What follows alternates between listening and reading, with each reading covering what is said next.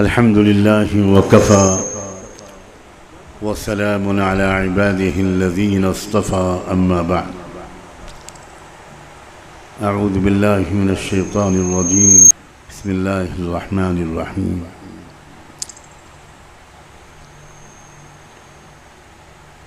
वल बलदुत तय्यब यख़रुजु नबातुहु बिइज़्नि रब्बिह वल्लज़ी ख़बुथ ला यख़रुजु इल्ला नकिदा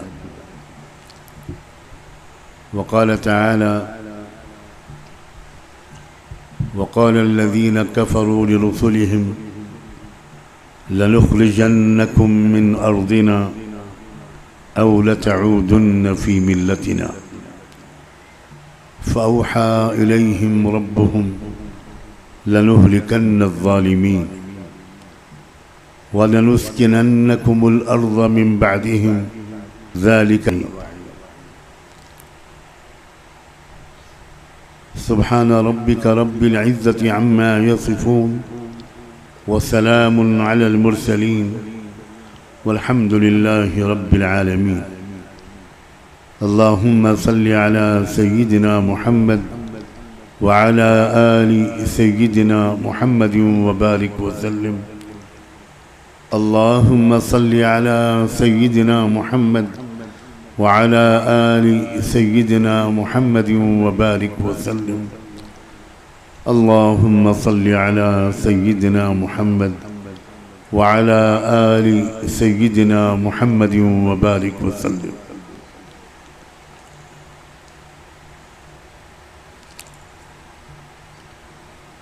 हज़रात उलमाए किराम, ख़ास तौर पर हम सब के बुज़ुर्ग मुवक्किल बुज़ुर्ग और मोहतरम हज़रत मौलाना रहमतुल्लाह साहब दामत बरकातुहुम, बहुत ही मोहब्बत और इज़्ज़त के लायक मेरे भाइयों बहनों, नौजवान बेटों और बेटियों,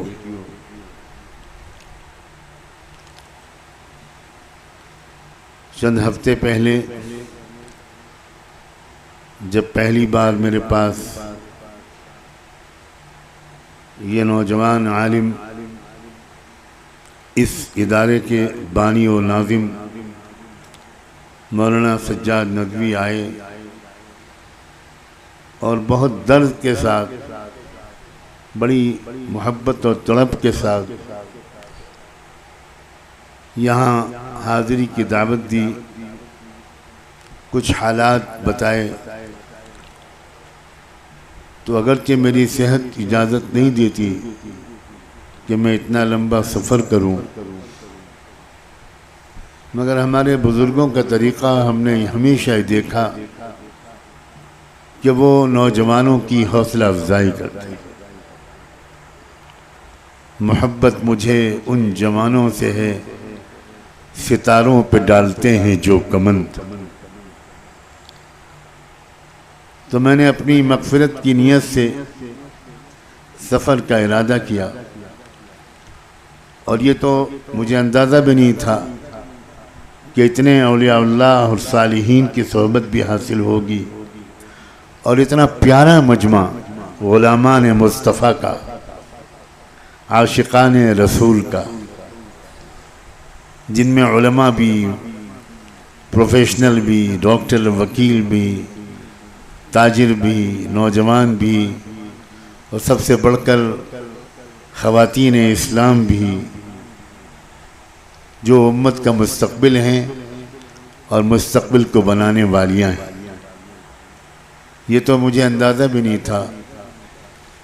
अल्लाह ताला मेरी इस हाज़िरी को मेरे लिए भी और आप सब के लिए भी बरकत का, खैर का, मग़फ़िरत और हिदायत का।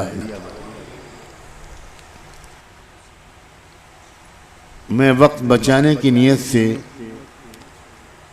अलग अलग तबक़ात से बात करूँगा।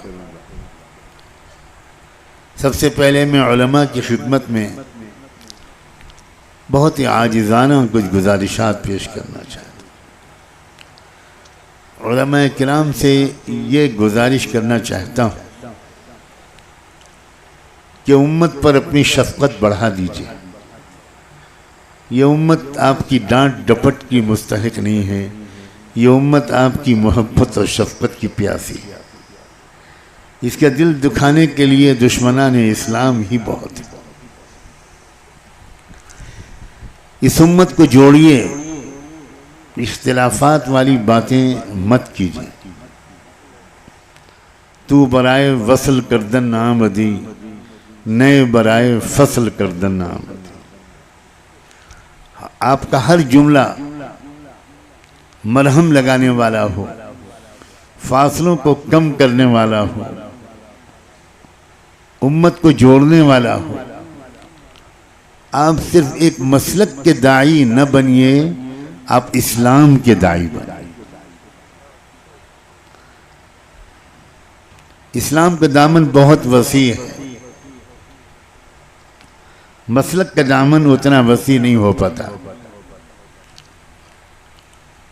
इस्लाम का दामन बहुत वसी है।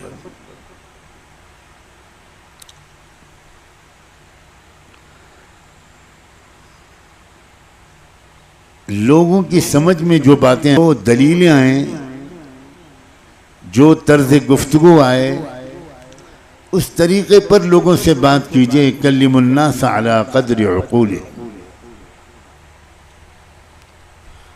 हर ज़माने में लोगों के समझने का अंदाज बदल जाता है, उनके जहनों के सवालात बदल जाते हैं। इस वक्त के एजुकेशनल सिस्टम ने और मजमूई तौर पर पूरे माहौल ने बहुत शुकूक व शुबहात पैदा कर दिए हैं हमारे नौजवान स्टूडेंट्स के जहन व दिमाग में इस्लाम के बारे में। अब तो कई चैनल चल रहे हैं सिर्फ इसी मकसद से कि उन टीवी चैनलों का मकसद आपको खबरों से आगाह करना नहीं होता, आपके दिल में इस्लाम के बारे में शुकूक व शुबहात का पैदा करना होता है। सैयदना मुहम्मदुर रसूलुल्लाह सल्लल्लाहु अलैहि वसल्लम के किरदार को माज़अल्लाह मजरूह करना होता है। हमारे नौजवान बड़े ज़बरदस्त ख़तरे में। हम लोग जो सिर्फ मदरसों में पढ़े हैं, मैं उलमा से ये बात उनकी जूतियां उठाकर अर्ज करने की इजाज़त चाहता हूँ कि आप उन नौजवानों की कैफियत को नहीं समझ सकते। हम लोग पर अल्लाह ने बहुत करम फरमाया, हम बड़े महफूज माहौल में पले। हमारे माँ बाप ने हमको बचपन से ईमान सिखाया, तौहीद सिखाई, आखिरत की फिक्र सिखाई, इश्क़ रसूल सिखाया, इत्तिबाए सुन्नत सिखाई, बुजुर्गों का अदब सिखाया, गैबी निज़ाम पर यकीन सिखाया। फिर हम माँ की गोद से निकले, घर से बाहर निकले तो मकतब में गए। और काश कि हम लोग मकतब की कदर करें और कश्मीर में मकतब की कमी को पूरा करने का आज ये इजलास अल्लाह से अहद करे। मकतब वो जगह हुआ करती थी जहां मासूम बच्चों को अल्लाह का वली बनाया जाता था। मकतब का हर उस्ताद बच्चों पर शफ़क़तों की बारिश निशावर करता था और हर बच्चा अपने उस्ताद के हाथ चूमता था, जूतियां सीधी करता था, अदब व एहतराम करता था, दुआओं की गुजारिश करता था। आज के बच्चे जो सीधे सीधे 2.5, 3.5 साल की उम्र में स्कूल चले जाते हैं, इंग्लिश मीडियम स्कूल चले जाते हैं, वो बच्चे कैसे समझें मकतब की मोहब्बतों को, कैसे समझें मकतब की रूहानियत को, मकतब की तरबियत के गहरे असरात को। हजरात उलमा से गुजारिश है, और अगर मैं ये गुजारिश करके बेअदबी कर रहा हूँ तो मैं पहले ही माफ़ी मांगता हूँ। लेकिन मेरा अंदाज़ा ये है कि स्कूल कॉलेज जाने वाले कश्मीरी नौजवान बच्चे और बच्चियां, उनको मकतब की इब्तिदाई तालीम सबको नहीं मिल पा रही। उनको वो शफ़क़त भरा माहौल, रूहानियत भरा माहौल, सहाबा की कहानियाँ, नबियों के वाक़यात, बुज़ुर्गों के तजर्बात न उनकी माएँ सुना रही होंगी, न उनके वालिद उस्ताद सुना रहे हैं। वहाँ तो ट्विंकल ट्विंकल लिटिल स्टार होता है, वहाँ तो नाच और गाना होता है, वहाँ म्यूज़िक होती है, वहाँ नंगापन होता है, वहाँ डांस होता है, न जाने क्या क्या होते हैं। ये बच्चे किस कैरेक्टर के आगे चलकर बनेंगे, इसमें क्या शक है। वहाँ तो कॉलेज में जाने के बाद उस्तादों को अपने बच्चों से, शागिर्दों से अपनी इज्जत को बचाना मुश्किल होता है। मजाक उड़ाया जाता है, बेअदबियाँ होती हैं, नाफरमानियाँ होती हैं। तो वालिदैन से, उलमा से ख़ास तौर पर गुजारिश है कि इस पूरे माहौल को सामने रखकर नौजवानों को ख़ास तौर पर गले लगाइए, उनकी कमियों को बिल्कुल नज़रअंदाज कीजिए। और मैं एक गुजारिश करके रिस्क ले रहा हूँ बेअदबी का।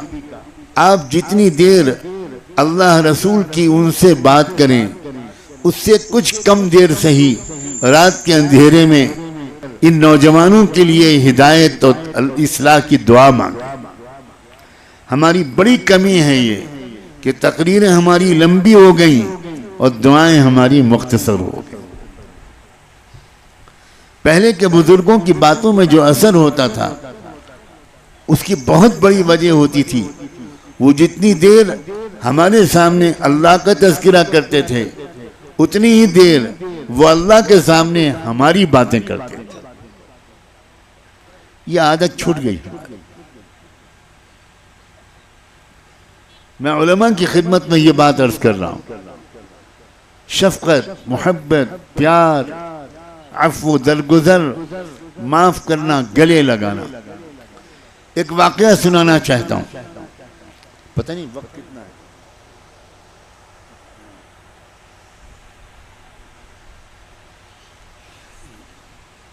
मैं आज से तकरीबन 44 साल पहले या 45 साल पहले मुल्क शाम गया।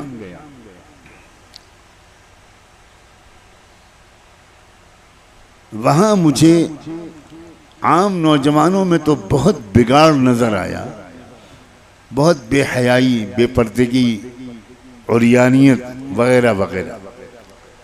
लेकिन कुछ नौजवानों में मुझे तक़वे का नूर नज़र आया।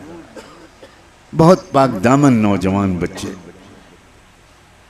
मैंने उन बच्चों से पूछा कि तुम्हारी तरबियत किसने की है? तो उन्होंने नाम लिया। मैंने कहा कि मैं क्या उन तुम्हारे शेख मुरब्बी से मिल सकता हूँ? मैं मदीने से आया हूँ, उस वक्त मैं मदीने में पढ़ता था। तो उसने कहा बहुत शौक़ से।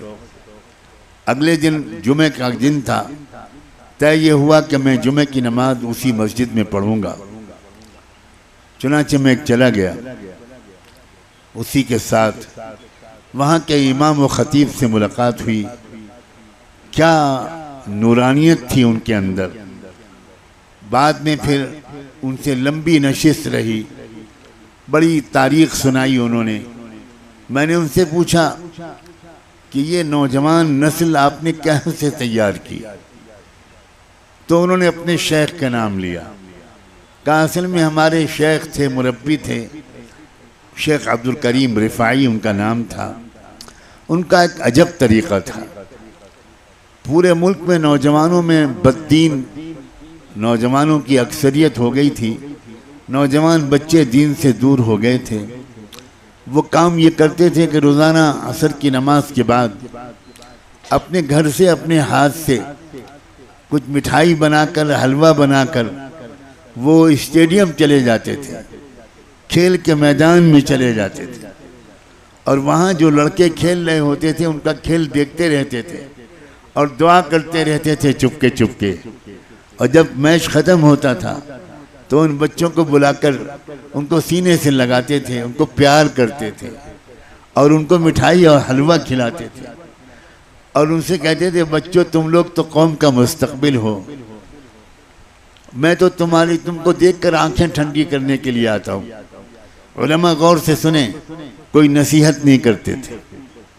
इस जुमले को मैं फिर दोहराऊं, नसीहत नहीं करते थे, कोई दीनी तकरीर नहीं करते थे, बस बच्चों को प्यार करते थे, बच्चों को मिठाई खिलाते थे और उसके बाद कह देते थे कि बच्चों मैं तो बूढ़ा आदमी हूँ, फला मस्जिद में रहता हूँ, तुम लोग को जब कभी फुर्सत हुआ करे तो आ जाया करो, मेरा भी कुछ वक्त अच्छा गुजर जाएगा। तो लड़के उनकी शफकत, प्यार और मोहब्बत और अखलाक से इतने मुतासिर होते थे कि उनके पास आना शुरू हो गए।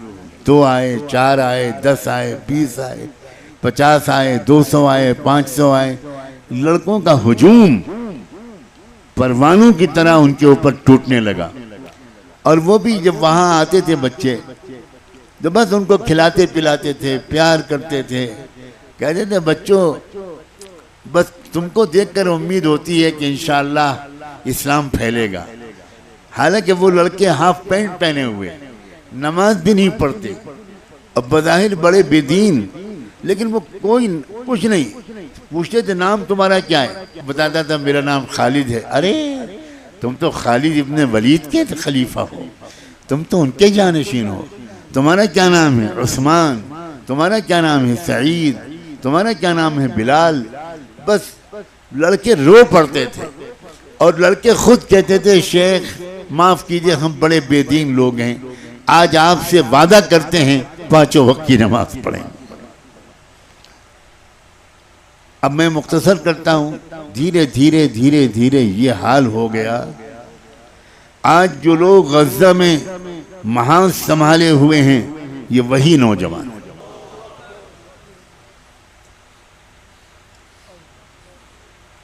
काश कि हम मौलवियों ने अपने नौजवानों को मोहब्बत ज़्यादा दी होती, नसीहतें कम की।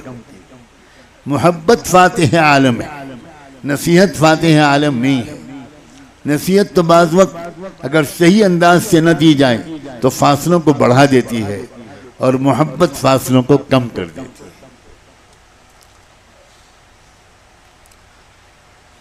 उस माहौल को समझें हमारे उलमा जिस मुसीबत में गिरफ्तार है हमारे नौजवान लड़के और लड़कियां। हमने इस्लामी मिजाज के स्कूल नहीं खोले, हमने इस्लामी माहौल के कॉलेज, इस्लामी मिजाज की यूनिवर्सिटियां नहीं कायम की। कुछ हमारी कम हिम्मती और कुछ हमारी मजबूरियां। अब लड़के मजबूर हैं, आप उनको रोक नहीं सकते, वो कॉलेज भी जाएंगे, स्कूल भी जाएंगे, यूनिवर्सिटी भी जाएंगे।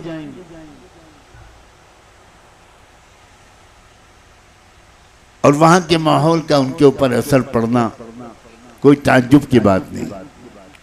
इसलिए नौजवानों को बस गले से लगाना है, हौसला अफजाई करना और उम्मीद वाली बातें इनसे करना। आप में वालिदैन भी बैठे हैं, सैकड़ों और हज़ारों की तादाद। आप साहिब औलाद हैं, आप बाप भी हैं और माएँ भी बैठी हैं। मैं वालिदैन से कहना चाहता हूँ और साफ लफ्ज़ों में कहना चाहता हूँ, बच्चों और बच्चियों की तरबियत में आज 99% वालिदैन कसूरवार और मुजरिम। वालिद पैसा कमाने में मसरूफ है, कभी रात में 12 बजे घर वापस आता है, कभी 1 बजे और कभी 10 बजे, और बेटे के पास बैठता ही नहीं।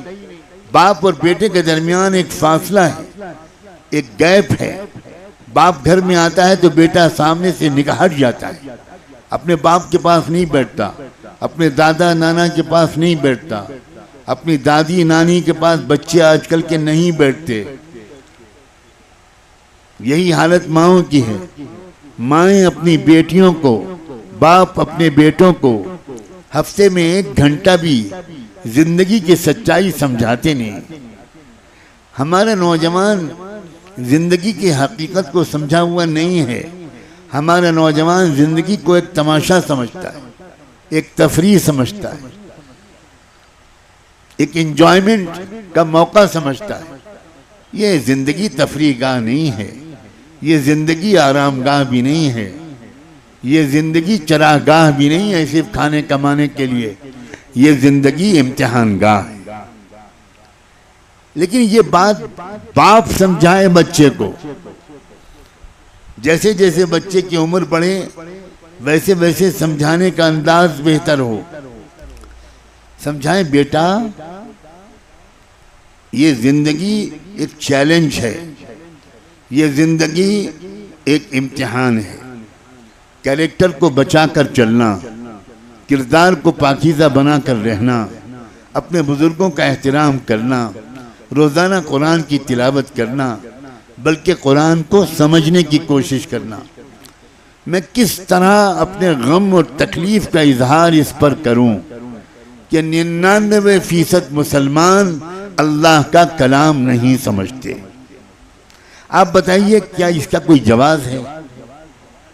ये क्यों समझा हुआ है आपने कि कुरान का समझना सिर्फ उलमा का काम, आपका काम सिर्फ कुरान की तिलावत है? ये क्यों आपने समझा हुआ है? कुरान सिर्फ तिलावत की किताब नहीं है, कुरान जिंदगी गुजारने का सलीका सिखाने वाली किताब है। कुरान गाइड बुक है।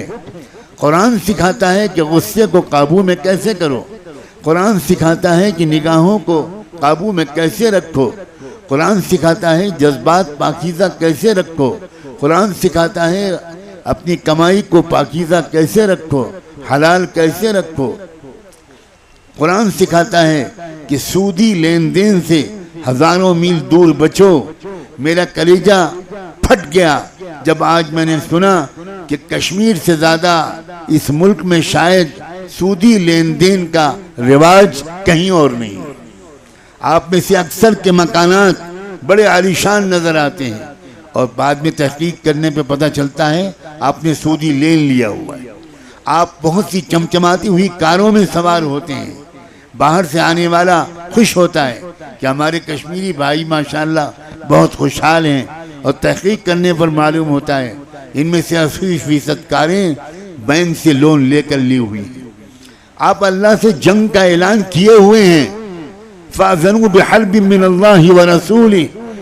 मैं आपसे बहुत साफ लफ्जों में कहना चाहता हूँ, जिना पर खुदा ने ऐलान जंग नहीं किया, शराब पर खुदा ने ऐलान जंग नहीं किया, झूठ पर ऐलान जंग नहीं किया, लेकिन सूदी लेन देन के बारे में कहा है आ जाओ मेरे मुकाबले में, अब मैं तुमसे जंग करूंगा। अल्लाह से लड़ने पर आमादा हैं आप। उसके बाद कहते हैं कश्मीर के सियासी हालात खराब हैं। उसके बाद कहते हैं कि हुकूमतें हम पर जुल्म कर रही हैं। अभी और जुल्म करेंगे अगर आपने सूद न छोड़ा।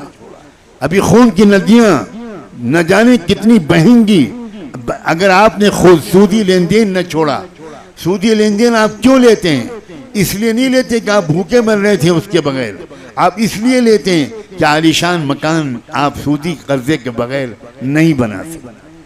अपनी जायज़ आमदनी से आप छोटा मकान बना सकते हैं, और आप छोटे मकान पर राजी नहीं हैं। आपका दिल चाहता है मेरा भी बड़ा मकान हो, बड़े कुशादा मकान हो, ताकि लोग मुझे बड़ा आदमी समझें। 4 दिन की जिंदगी है, जब मलकुल मौत आएगा तो आप चीख चीख कर कहेंगे कि थोड़े दिन की मोहलत और दे दें, मैं नेकियां करके वापस आना चाहता हूं। और जवाब में दिया जाएगा कल्ला इन्नहा कलिमतुन हुवा काइलुहा। बकवास बंद करो, बकवास बंद करो। जो वक्त तुमको दिया गया था वो पूरा हो गया, अब जहन्नम में जाओ, अब अजाब झेलो। अब देखो अल्लाह की मार। बहुत सूदी लेन देन तुमने किया था। जो कौम सूदी लेन देन ज्यादा करती है वो कौम पनपनी। यहूद और नसारा की नकल कर रहे हैं। आपको अगर अल्लाह ने बहुत अमीर नहीं बनाया तो आप अल्लाह से नाराज क्यों हैं? आप अल्लाह के फैसले पर राजी रहिए। छोटे से मकान में रहिए, किराए के मकान में रहिए, झोपड़ी में रहिए, लेकिन सूदी लेन देन मत कीजिए। अपने बच्चों को ये बताइए कि बेटा कभी सूदी लेन देन मत करना, कभी सूदी कर्जा मत लेना। बात जरा फैल जाएगी, वरना मैं कुछ वाकई सुनाऊं। मैं अमेरिका में अक़वाम मुत्तहिदा यूएनओ के बुलाए हुए के इजलास में गया। 1100 लोग बुलाए गए थे, पूरी दुनिया के मुख्तलिफ मजहबी रहनुमा।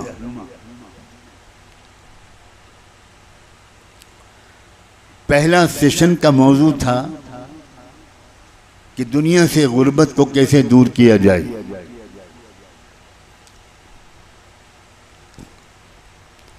अल्लाह की तौफीक से जब मेरी बारी आई तो मैंने हर मुक़र्रिर को सिर्फ 11 मिनट दिए गए थे।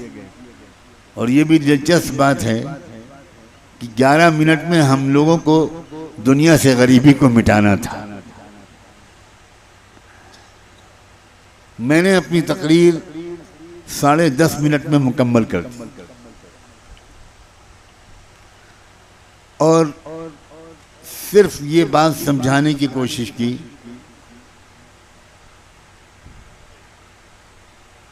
कि आज से 1400 साल पहले दुनिया में एक गरीब तरीन कौम की गरीबी को दूर करने का बड़ा कामयाब तजुर्बा हुआ था।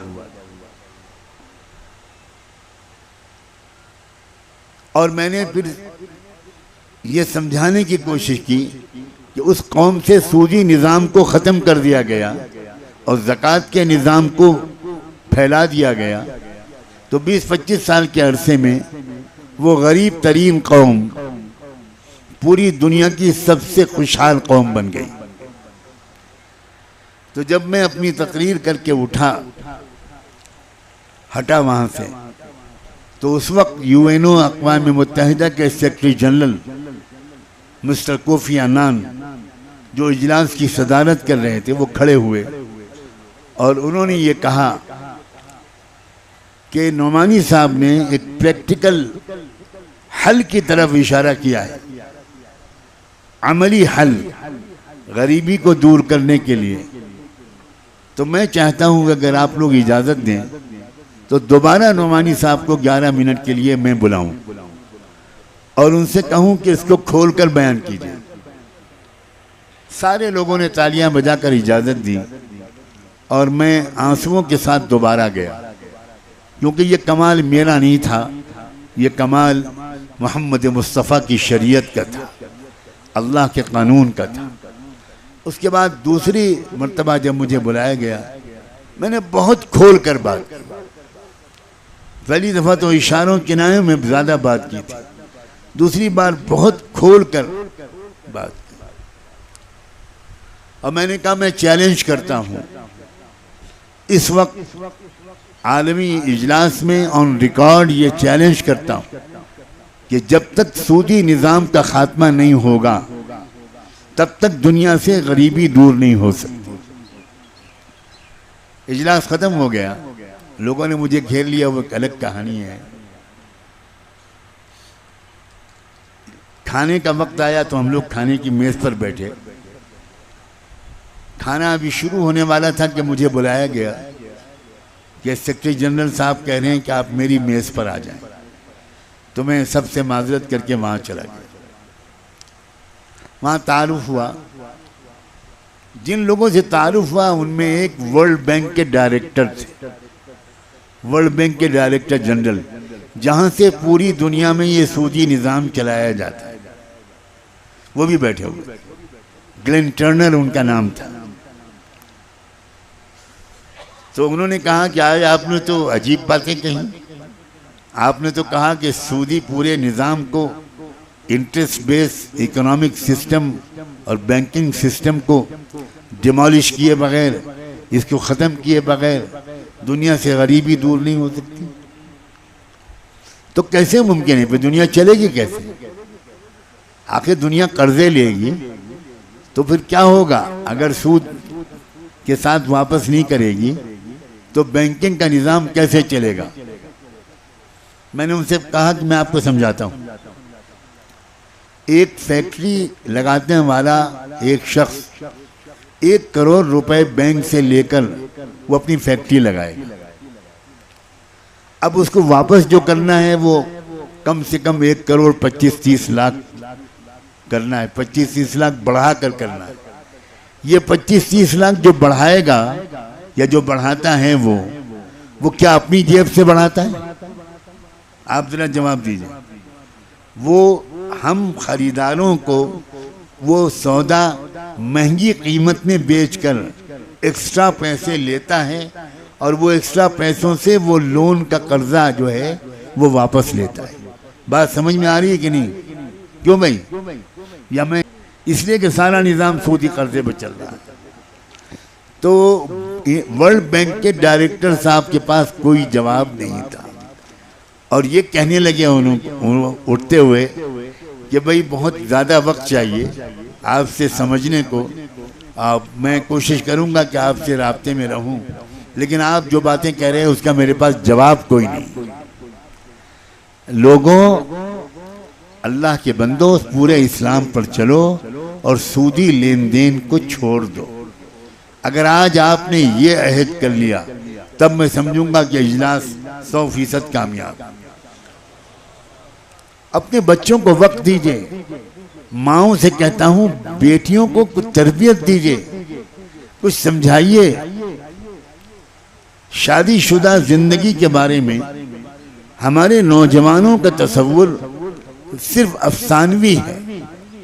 लड़का नहीं जानता कि शादी के बाद उसके ऊपर क्या क्या जिम्मेदारियां आने वाली है। लड़की नहीं जानती कि शादी के बाद उसके ऊपर क्या क्या जिम्मेदारियां आने वाली हैं। लड़का भी ये समझता है कि मेरी शादी होगी तो मैं शाहजहां बनूंगा और मेरी दुल्हन मुमताज बेगम होगी और हम दोनों मिलकर ताजमहल बनाएं। और माशाअल्लाह 8-10-15 दिन के अंदर आटे दाल का भाव मालूम हो जाता है जब लड़की को सास नामी मखलूक का साबका पड़ता है। अस्सासु मस्सास वमा अदरा का मस्सास। आपने तरबियत ही नहीं दी, माँ ने समझाया ही नहीं बेटी को कि ससुराल एक नई दुनिया है, नए रिश्तेदार हैं, कैसे उनका दिल जीतना है, कैसे उनकी खिदमत करनी है। न बाप ने बेटे को तरबियत दी।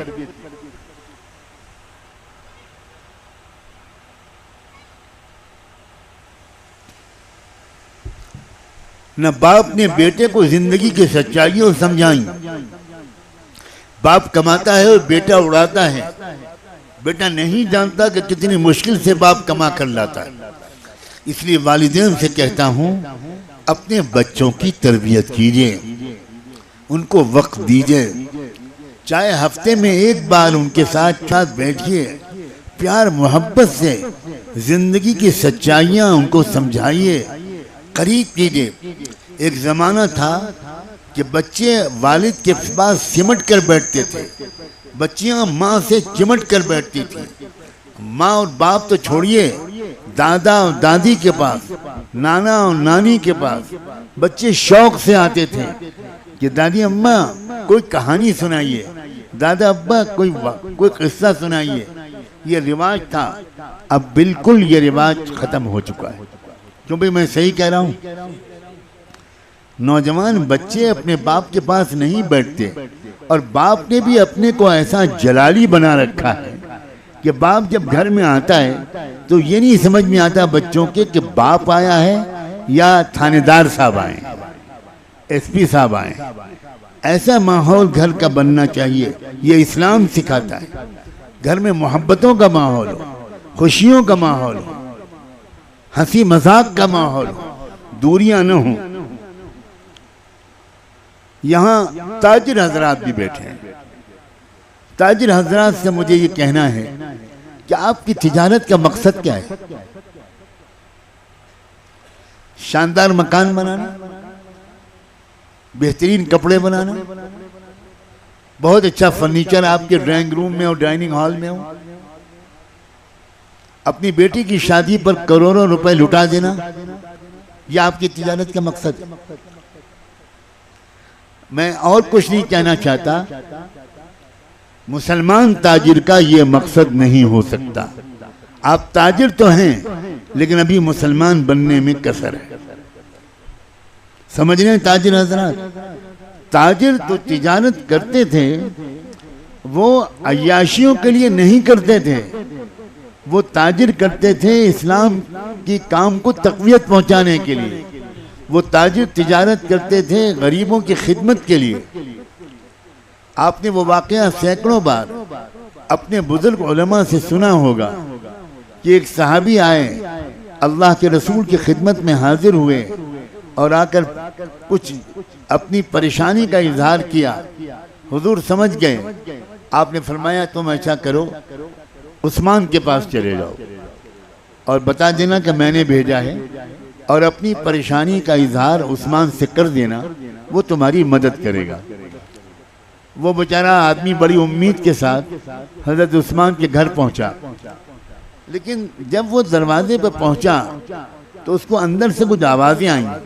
तो उसने इंतज़ार किया कि आवाज़ें खामोश हो जाएं तब मैं दरवाजे पे दस्तक दूं, लेकिन जो आवाज़ें सुनाई पड़ी उससे उसने ये समझा कि हज़रत उस्मान अपनी बीवी को डांट रहे हैं कि तुमने चिराग को बुझा क्यों नहीं दिया, चिराग को इतनी देर से क्यों बुझाया, इसका तेल जो जलता रहा इसका कौन हिसाब देगा।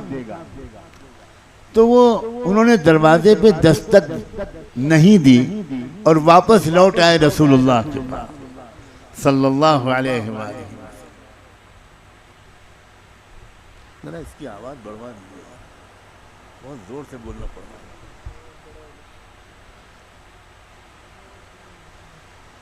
वो लौट आए अल्लाह के रसूल के पास और हुजूर से कहा कि आपने मुझे किसके पास भेज दिया। जो आदमी अपनी बीवी को डांट रहा है चिराग के तेल पर, वो मेरी क्या मदद करेगा। वो तो बेचारा खुद गरीब है, तो मुझे तो अच्छा ही नहीं लगा कि मैं उससे कुछ मांगूं। हजरत उस्मान, हुजूर ने फरमाया नहीं, तुम जाओ दोबारा बुलाओ दरवाजे पर, मेरा पैगाम पहुंचाओ, वो तुम्हारी मदद करेगा। इस बार वो गए और उन्होंने दस्तक दी और हजरत उस्मान रज़ी अल्लाह अन्हु बाहर निकले और बाहर निकल कर उनसे पूछा क्या आप। उन्होंने पूरी बात बताई, बहुत मोहब्बत से उन्होंने उनका इस्तकबाल किया, खिलाया पिलाया, इकराम किया और बहुत माल, खाने पीने का सामान, शहद, घी, गल्ला, अनाज, खुदा जाने क्या क्या, खजूरें, वो बाकायदा ऊंट पर लाद कर उनके हवाले की, जाओ अल्लाह बरकत दे। तो वो सामान लेकर कुछ देर चुपचाप खड़े रहे। उन्होंने हजरत उस्मान ने कहा कि अब जाओ, क्यों खड़े हो। उनका एक बात पूछने की इजाज़त चाहता हूँ, आपको एक बात बताना चाहता हूँ। मैं थोड़ी देर पहले भी आया था और उस वक्त आप अपनी बीवी को डांट रहे थे चिराग के तेल पर। तो मैं सोचने लगा कि जो आदमी चिराग के तेल पर बीवी को डांट रहा है वो मुझे क्या देगा। तो मैं चुपचाप वापस चला गया, लेकिन हुजूर ने दोबारा भेजा। तो एक बात बताइए, जब आपको अल्लाह ने इतना माल दिया है तो आप चिराग के तेल पर अपनी बीवी को क्यों डांट रहे थे। तब जवाब दिया हजरत उस्मान ने, ताजिरों सुनो। हजरत उस्मान ने कहा, बेशक हम कारोबार करते हैं, बेशक हम माल कमाते हैं, लेकिन हम माल अपने ऐश और इशरत के लिए नहीं कमाते। मैं तुम जैसे भाइयों बहनों की खिदमत के लिए हम लोग कमाते हैं। अल्लाह के दीन का काम आए हमारा ये माल, इसलिए कमाते हैं। मैं जब भी कश्मीर आता हूँ, और कश्मीर क्या अक्सर इलाके के मुसलमानों का यही हाल हो गया है, बड़ा दिल दुखता है, बहुत एहसास होता है कि ये बात पूरी तरह शायद सब लोगों की समझ में नहीं आई। आप ज़रा थोड़ा सा इस मामले में नज़र-ए-सानी कीजिए। मैं बड़ी मोहब्बत से ताजिर हजरात से कहता हूँ, एक तो गैर सूदी कारोबार कीजिए, कारोबार बिल्कुल सच्चाई के साथ हो, ईमानदारी के साथ हो। दूसरे जो कुछ कमाइए उसमें से अच्छा खासा इस्लाम के तकाज़ों पर लगाइए। इस्लाम के तकाज़े मदरसे भी हैं, कब्रिस्तान भी हैं, स्कूल भी हैं, कॉलेज भी हैं, यूनिवर्सिटियाँ भी हैं और बहुत मैदान हैं। जब आप अपने बड़ों से पूछेंगे कि मैं अपना माल लगाना चाहता हूँ, तो लोग आपको बताएंगे फला जगह इस वक्त सबसे ज़्यादा खर्च की ज़रूरत है।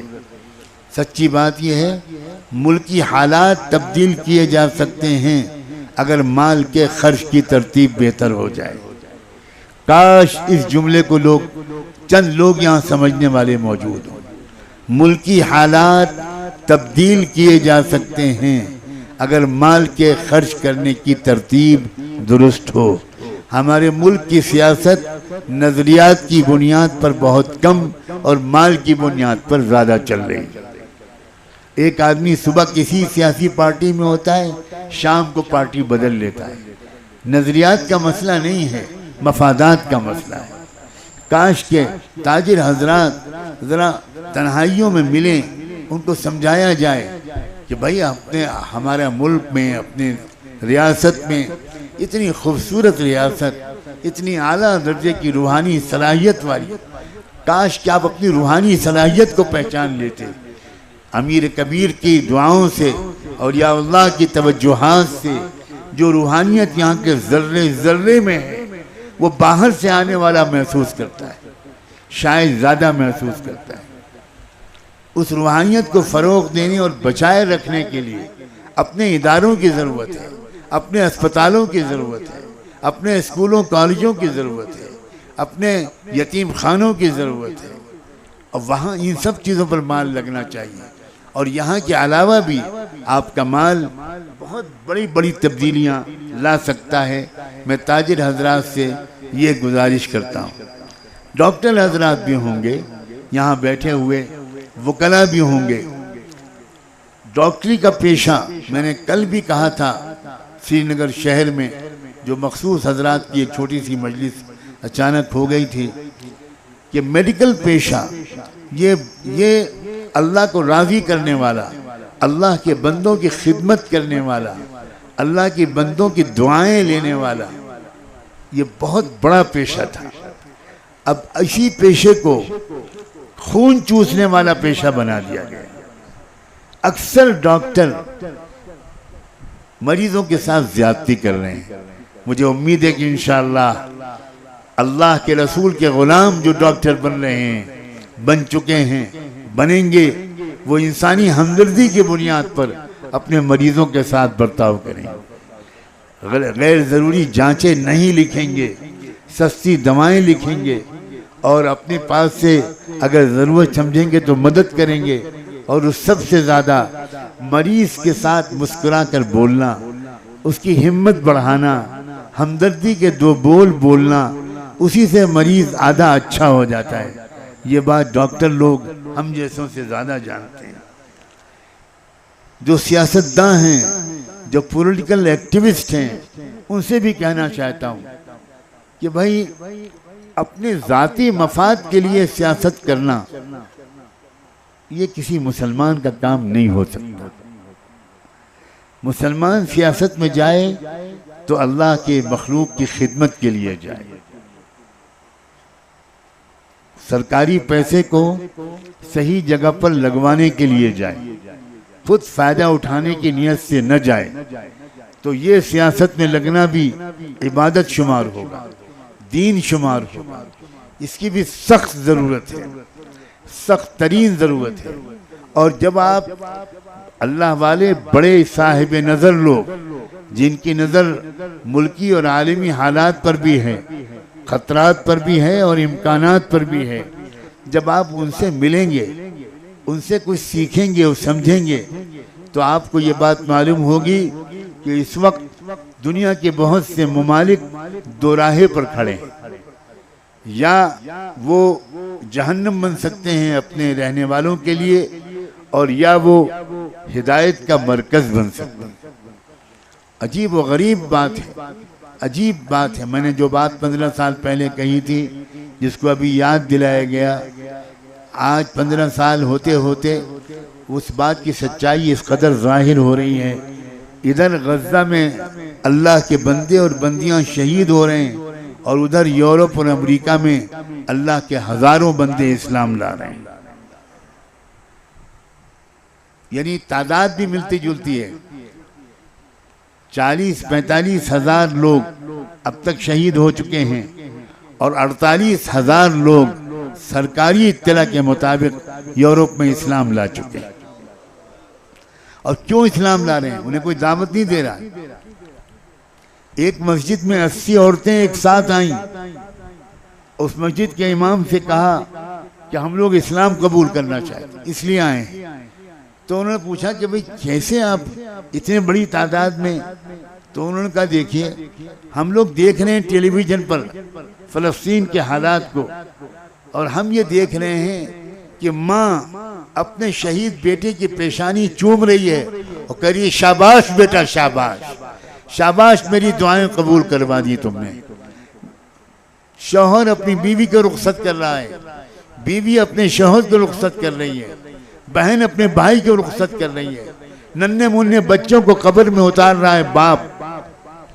अभी परसों जो अल्लाह का बंदा शहीद हुआ, उस शहीद का जनाजा जब घर में लाया गया तो उस शहीद की बीवी ने उस शहीद की माँ से कहा, माँ मुबारक हो, आप दुआ करती थी कि आप शहीद की माँ बने, अल्लाह ने आपकी दुआ कबूल की। शहीद की बेवा बजाय रोने और चिल्लाने के वो अपनी सास को, अपने शौहर की माँ को मुबारकबाद दे रही है।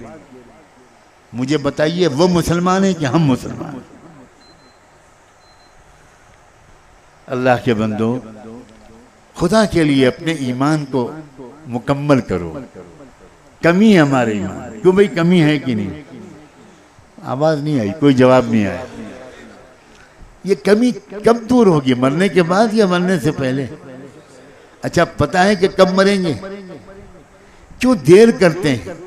क्यों अल्लाह वालों के पास भाग भाग कर नहीं जाते? जो सवालात आपके जहन में हैं उसके लिए इंतजार क्यों करते हैं कि कोई आए तो हम उससे सवाल करेंगे? खुदा के बंदो, इसकी आदत डालो। ये साल में एक बार कोई सफर करें आप इल्म सीखने के लिए, अपनी इस्लाह के लिए, अपनी तरबियत के लिए, अपनी नाउम्मीदी को उम्मीद से बदलने के लिए, अपनी पसहिम्मती को बुलंद हौसलगी से बदलने के लिए, अपने खौफ को इत्मीनान से बदलने के लिए। इन्नमा ज़ालिकुम अश-शैतानु युख़व्विफ़ु औलियाअ फला तख़ाफ़ूहुम वख़ाफ़ून। मौजूदा हालात की वजह से अजब खौफ तारी है लोगों पर, अजब खौफ तारी है। ये खौफ मुझे कहने की इजाज़त दे दीजिए, मैं अपने बारे में तो कह सकता हूँ, आप में से किसी के बारे में कहने का मुझे हक नहीं। ये खौफ अल्लाह पर यकीन की कमी की वजह से, हमने अल्लाह को नहीं पहचाना। हम महसूस करते हैं कि बद्र व उहद में तो अल्लाह की ताकत ज़्यादा थी, लेकिन आज की मौजूदा हुकूमत के मुकाबले में अल्लाह की ताकत कमज़ोर है। अल्लाह मुझे नहीं बचा पाएगा, अल्लाह मेरी हिफाजत नहीं कर पाएगा। ये पुराने ज़माने की बात है कि अल्लाह खैरुन हाफ़िज़ा व हुवा अरहमुर राहिमीन। दोस्तों, अल्लाह अपनी उसी ताकत के साथ आज मौजूद है। जिस अल्लाह ने फिरौन को समंदर में डुबोया था, वो इस वक्त के फिरौनों को भी जिंदगी के समंदर में डुबोएगा। याद रखें, जब किसी हुक्मरान का गुरूर और तकब्बुर हद से आगे बढ़ जाता है, जुल्म और दहशतगर्दी और आतंकवाद हद से आगे बढ़ जाता है, वो कोई भी हुक्मरान हो, दुनिया के किसी मुल्क का हो, उसका खात्मा करीब होता है। वो हुक्मरान मक्के और मदीने का हो या वो हुक्मरान किसी मुल्क का हो, किसी शहर का हो, याद रखें गुरूर और तकब्बुर को और जुल्म की सजा इस दुनिया में मिलकर रहती है। कुफ्र की सजा इस दुनिया में मिले ये ज़रूरी नहीं है। कुफ्र की सजा आखिरत में मिलती है, लेकिन जुल्म की सजा इस दुनिया में मिलकर रहती है। शर्त यह है कि मजलूम जो हों वो मुत्तहिद हों, मजलूम डरे हुए ना हों, मजलूम घबराए हुए ना हों, मजलूम हक की गवाही दे रहे हों, मजलूम सच्ची बात कह रहे हों, मजलूमों का ताल्लुक बढ़ रहा हो, दुआओं का एहतिमाम बढ़ रहा हो, कुरान मजीद से मदद लेने का रिवाज बढ़ रहा हो, अल्लाह ताला से मदद मांगने का वातसिमू बिहब्लिल्लाहि जमीअन, ये मिजाज बन रहा हो तो फिर आप देखें फिर अल्लाह की मददें कैसे आती हैं। क्या होता है, अल्लाह ताला शुरू में ढील देते हैं। ये बात भी मैं कहना चाहता हूँ, अल्लाह ताला अलीम को जुल्म करने देते हैं। बहुत जल्दी मुदाखलत करने की अल्लाह की आदत नहीं है। अल्लाह जल्दी इंटरफियर नहीं करते, बहुत ढील देते हैं, बहुत मौका देते हैं। लेकिन फिर एक वक्त आता है जो अल्लाह ही के इल्म में है, वो वक्त कोई नहीं बता सकता। कोई नहीं बता सकता कि 2027 में क्या होगा और 2026 में क्या होगा। जो लोग सन की तयीन के साथ बताते हैं वो कुरान और सुन्नत के खिलाफ करते हैं। लेकिन जो लोग सन की तयीन के बगैर पूरे यकीन के साथ कहते हैं कि अला इन्ना नस्रुल्लाहि करीब, वो बिल्कुल सच कहते हैं। पिछली कौमों पर इतनी तकलीफें आई थी ईमान वालों पर, सिर्फ ईमान की वजह से, सिर्फ अमल सालेह की वजह से, अपने नबी के इत्तिबा की वजह से उन पर इस कदर सख्तियां हुई थी कि अल्लाह की पनाह के वक्त के नबी भी पुकार उठे थे कि मता नसरुल्लाह। आप सोचें, वक्त का नबी चीख उठे, वक्त का नबी सवाल करने लगे कि अल्लाह की मदद कब आएगी। आप सोचें वो मुसीबत कितनी बड़ी होगी। जब नबी की जबान से ये जुमला निकला कि मता नसरुल्लाह, कब आएगी अल्लाह की मदद, तब अल्लाह की तरफ से जवाब आया अला इन्ना नसरुल्लाहि करीब। अब सुन लो कान खोलकर, अल्लाह की मदद करीब है। मैं अपने छोटे से इल्म और बहुत कमज़ोर ईमान के हवाले से इन बुजुर्गों की मौजूदगी में कश्मीर की इस तारीखी सरजमीन पर यह कहे बगैर नहीं रह सकता कि तारीख अपना वरक पलटने वाली है और इस्लाम का चप्पा चप्पा हमारे मुल्क का इस्लाम का मरकज बनेगा। जर्रे जर्रे से कलमे की आवाज़ आएगी, जर्रे जर्रे से कलमे की आवाज़ आएगी। देर हमारी तुम्हारी वजह से लग रही है, हमारी कंजूसी की वजह से लग रही है, हमारी फासिकाना कैरेक्टर की वजह से लग रही है, हमारी बदनजरियों की वजह से लग रही है, हमारी जिना की वजह से लग रही है, हमारी बेपर्दगी की वजह से लग रही है। एक कौम की बेटियों जो यहाँ मौजूद हो, तुम मेरी जिगर के टुकड़े हो, मैं तुमसे कहना चाहता हूँ, नाम तुम्हारा खदीजा और किरदार नाचने गाने वालियों का, नाम तुम्हारा आयशा और किरदार गंदी औरतों का। आज मेरी बच्चियों तौबा करो, आज मेरी बच्चियों तौबा करो। अब कभी भी किसी नामहरम को फोन भी नहीं करेंगे, मोबाइल का गलत इस्तेमाल नहीं करेंगे, सोशल मीडिया पर चैटिंग नहीं करेंगे। तुम कौन हो? तुम औलिया की नस्ल से हो। और कश्मीर के मुसलमानों, तुम्हें पता है तुम्हारी रगों में औलिया का खून दौड़ रहा है। कल को तुम अपने आबा अजदाद को क्या जवाब दोगे? खड़े होंगे अमीर कबीर सैयद अली हमदानी और पेश करेंगे तुमको अल्लाह के सामने। इन्होंने देखिए मेरे आने के बाद इन्होंने हुसैन और हसन और हुसैन की तहजीब की धज्जियां उड़ाई। देखिए इनका नाम फातिमा था इस बच्ची का, लेकिन ये नंगी फिरा करती थी, अपने हुस्न की नुमाइश करती थी। लड़के इसके बॉयफ्रेंड थे। मैं ये गुमान नहीं करना चाहता, मुझे कश्मीर से मोहब्बत नहीं है, अकीदत है अकीदत। मैं यहाँ की रूहानी फिजा से अपनी रूह को तक़वियत पहुँचाने की नीयत से आता हूँ।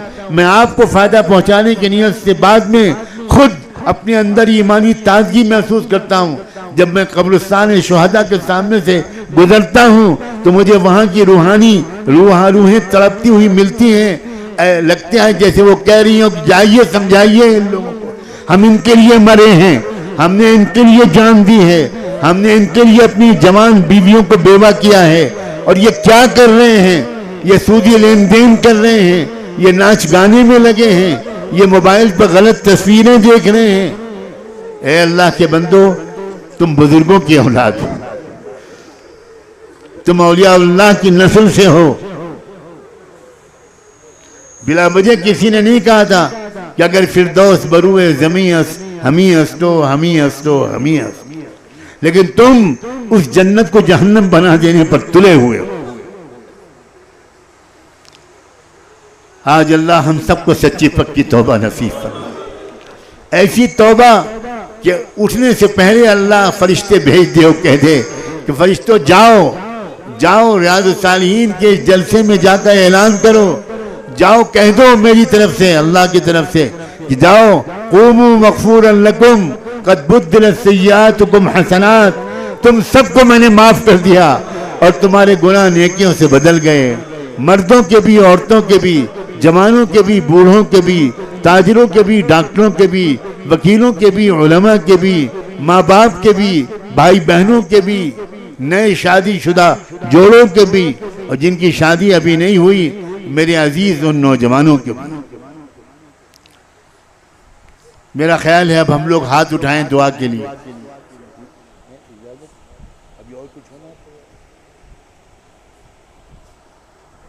इस वक्त थोड़ी सी दुआ हो जाती तो अच्छा।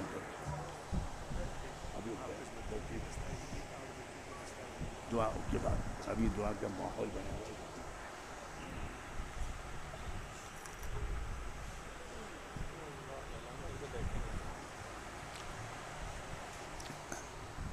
जो हजरात माजूर नहीं हैं वो अदब से बैठ जाएं, जो माजूर हैं वो जिस तरह उनको राहत हो उसी तरह बैठे और दुआ करें अल्लाह हम सबको इस वक्त मकबूल दुआ नसीब फरमाए।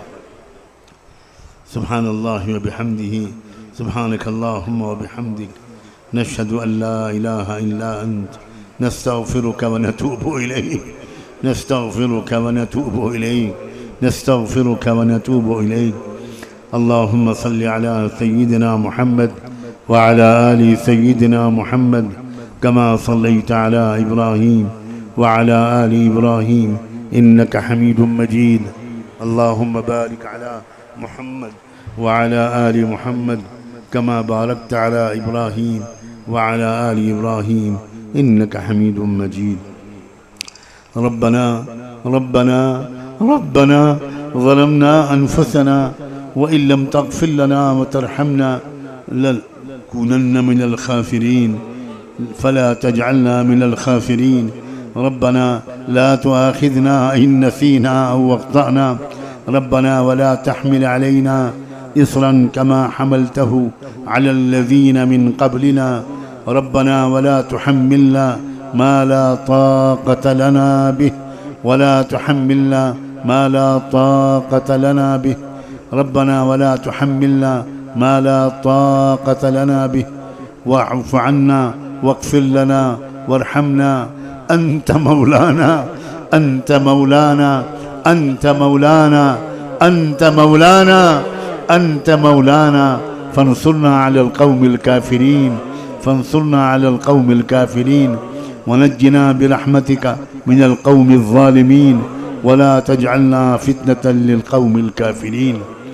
अल्लाह हम आपके बंदे और आपकी बंदियाँ आपके हुजूर में हाजिर हैं।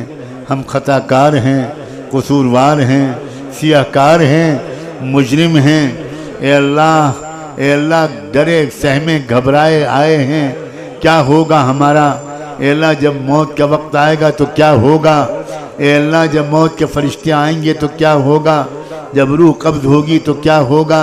जब हमें नहलाया जाएगा, हमारे कपड़े उतारे जाएंगे, हमें कफन पहनाया जाएगा, फिर हमें कब्र पर लिटाया जाएगा और सब छोड़कर चले आएंगे।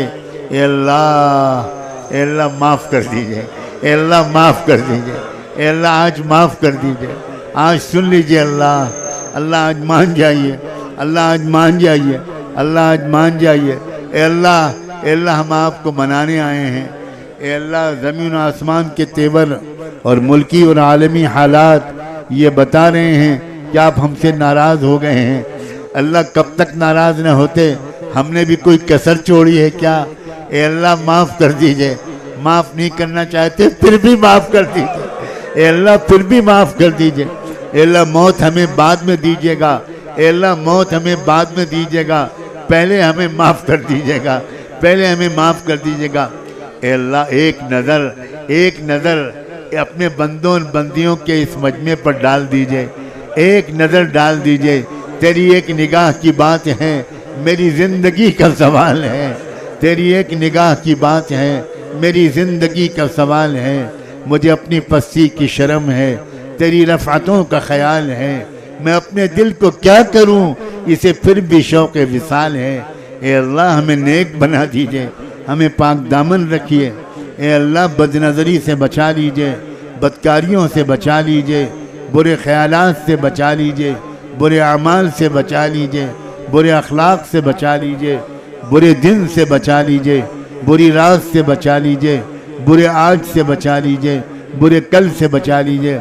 अल्लाह देखिए कितने प्यारे बंदे बैठे हैं, अल्लाह शर्मिंदा हैं, बड़ी उम्मीदों के साथ आए हैं, दूर दूर से आए हैं। ए अल्लाह, ए अल्लाह, ए अल्लाह। एक मरतबा एक बादशाह ने खुशी के मौके पर जेल में ऐलान कराया कि सारे कैदियों को रिहा कर दिया जाए। जेल में खुशी का एक तूफान मच गया, सब लोग कपड़े बदलने लगे कि अब रिहाई होगी। फांसी के फंदे का इंतज़ार करने वाला, एक सज़ाए मौत का इंतज़ार करने वाला एक कैदी, वो अपने अफसर के पास पहुंचा कि मुझे भी आप इन्हीं बेड़ियों के साथ बादशाह के दरबार में पहुंचा दीजिए। बादशाह ने ऐलान किया है, आज जो मेरे दरबार में आ जाएगा उसको मैं रिहा कर दूंगा। तो अफसरों को भी तरस आ गया, वो उसको भी ले गए और वो अपनी बेड़ियों और हथकड़ियों के साथ बादशाह के तख्त के सामने गिर गया और हाथ जोड़ के कहने लगा, मेरे बच्चे भूख से मर रहे हैं, मुझे भी रिहा कर दीजिए। ए अल्लाह, ए अल्लाह, आज इस इलाके में ऐलान हुआ, जाओ फला जगह मेरी मगफिरत मिलेगी। तो अल्लाह हम भी अपने गुनाहों की बेड़ियों में घिसटते हुए आए हैं और आपके सामने अपना सर रख कर कह रहे हैं, हमें भी रिहा कर दीजिए, हमें भी माफ़ कर दीजिए, हमें भी, हमारी भी मगफिरत फरमा। ए अल्लाह ईमान पर ख़ात्मा फरमा, आसान मौत नसीब फरमा। जब तक जिंदा रखिएगा ईमान पर रखिएगा, नेक आमाल की तौफीक के साथ रखिएगा, बीमारियों और अल्लाह गुनाहों से बचा कर रखिएगा। और जब वक्त मुकर्रर आए ए अल्लाह तो आसान मौत देकर ईमान कामिल पर अपने पास बुला लीजिएगा और बग़ैर हिसाब व किताब मग़फ़िरत करके जन्नत भेज दीजिएगा। अल्लाह कितनी अच्छी होगी वो जन्नत जिसमें आका मोहम्मद रसूलुल्लाह होंगे, अबू बकर व उमर होंगे, उस्मान व अली होंगे, हसन और हुसैन होंगे, हज़रत इब्राहीम व इस्माइल होंगे, अल्लाह अंबिया अलैहिमुस्सलाम होंगे, सहाबा और अहले बैत होंगे, औलियाउल्लाह होंगे, अज़वाज मुतहरात होंगी।